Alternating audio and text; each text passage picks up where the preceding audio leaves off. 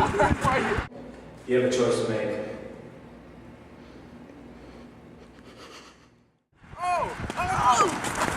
Get her out! God, she's got a gun! Howard! Howard!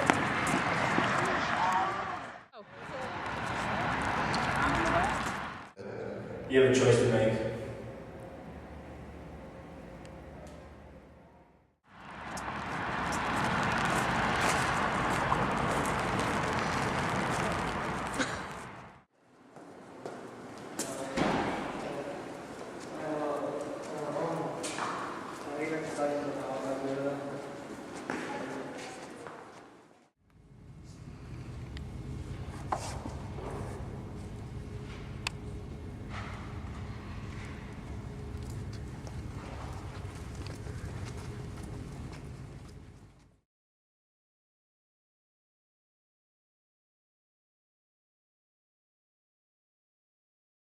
By going to the library, that can help self-educating themselves or talking and listening to others. You educate yourself, I think, to stay on the topic of what we're talking about, the inner city kids dealing with the games, you can educate yourself by learning from others. You see the end result, and you have to make that vital choice right then and there, not to make the same decision and understand that the same thing can happen to you. So that can be education.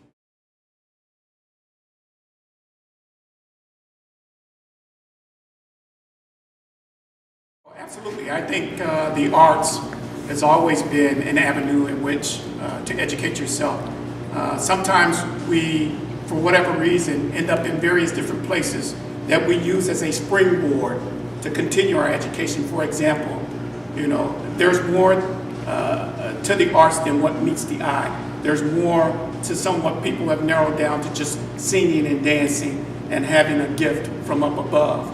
But again, that can be a springboard into an education within itself of how to perform in the arts, how to educate others who are performing within the arts, how to run a business that's heavily relied in the arts. There could be a plethora of activities or a number of things as it relates or pertains to an education within the arts. I would add to that. I think that first of all, the more things that you can learn, including the arts, the better off you are, the more informed you are, the more capable you are. But I can speak from personal experience that having grown up and being involved in music quite a bit, I turn to the lessons I learned from the arts every day when I get in front of a class, or when I need to get to work and need to show discipline. All those things you learn by doing lots of different skills, whether it's athletics or arts. Absolutely, and that's all I can say.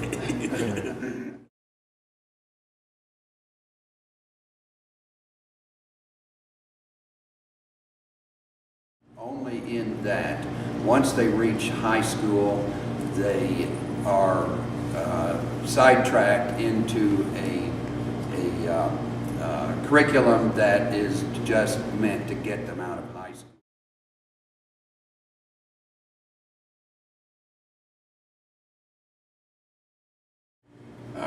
There's no way we can say cooperative style learning is learning where students have to sit in a row and have to raise their hand, particularly for the student who does not feel that they have enough education or the proper resources to even engage in civil discourse where they feel I've been empowered to raise my hand. And it is often that those type of children are left out in that traditional setup.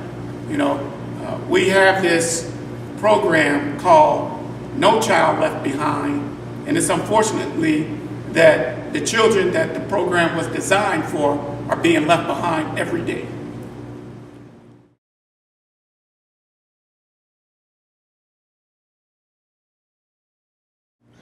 I would have to say consistency through community-based programs. Unfortunately, some are so caught up into the gang life, the older gang members and so on.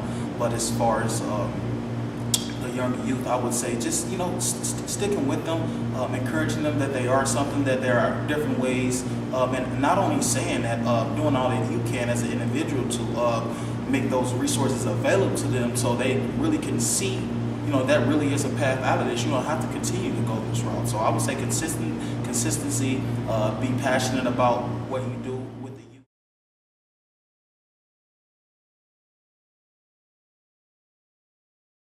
It answered a ton of questions that I had growing up. Just recently, I'm 26 right now, I just turned 26 March 15. Recently as 23 and 24 when I really put an emphasis on education, and it really answered some questions. It explained to me why my mom was overtaken by drugs, why I was brought up in this adverse situations that I was. I understand why that I'm sitting here today.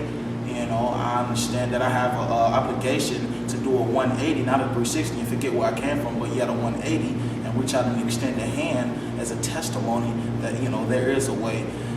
But it just saved my life. It gave me a self of, you know, a sense of identity. Like, I know this wasn't something that I did to myself. I was a victim of it. And as of a couple years ago, I was struggling. So I'm still here. I'm really embracing this educational thing.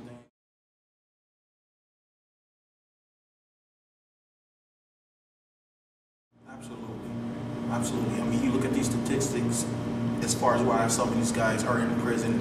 Like I said earlier, drug addicted, lack of education, no self-esteem, no self-morals, and stuff like that. I mean, look at us, me for an example. I grew up in those situations just like that he did. I had an opportunity to be educated, and here I am. It's not an accident that I'm still here and that I didn't go back to the urban city lifestyle that I did. So.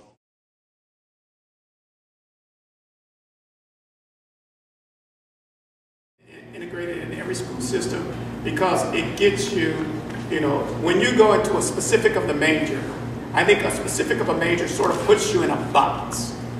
When you're in a specific of a major, it doesn't get outside the experiences that you could get from having a liberal education.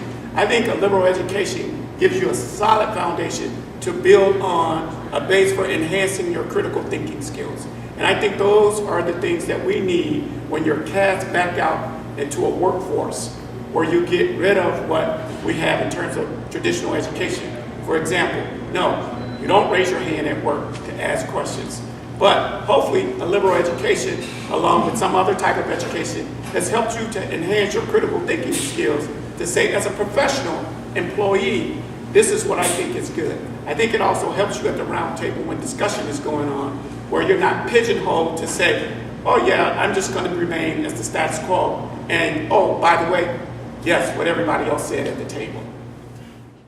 Particularly liberal education starting earlier in life is something that broadens your perspective. It opens you up to different worlds and different views and different people. And if we didn't need it, it wouldn't be a part of our culture and society. That's what it's there for. We need to embrace it. We need to make it available for every kid, not just the upper kids with the upper hand. The kids that live in the inner cities and stuff and so forth. It's vital. I mean, it's what we need to strive for that American dream. So. Oh, I think that would help me immensely because I wasn't so good at math, but if I had to have more help, I probably would have been better. But I could find, like you were saying, something that I am good at, like learning a different language would help.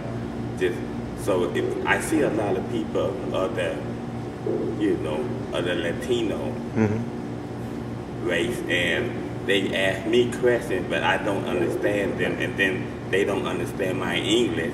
And if I knew other things than that, I could communicate better. Okay. And as a liberal education, it would help everybody, but if a person doesn't have anything to eat, then it's not. They can't study good or think good. Right. And we need to get back to the parents too. Some of the parents don't have a good education. If we could get them back into school and still have them able to provide, income for the family, that would help too. All right.